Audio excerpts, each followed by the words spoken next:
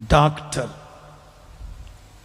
నాకు కూడా టెక్సాస్, అమెరికాలో ఉన్న టెక్సాస్ రాష్ట్రం డాలస్ నుండి నాకు కూడా గౌరవ డాక్టరేట్ ఇచ్చారు.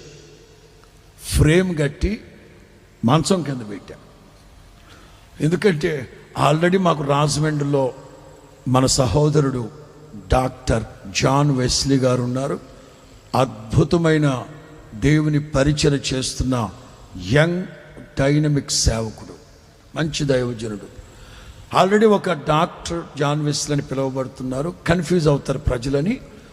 వాస్తవంగా నాకు అంటే నేను రాజమండ్రికి వెళ్ళి 16 ఏళ్ళులేండి.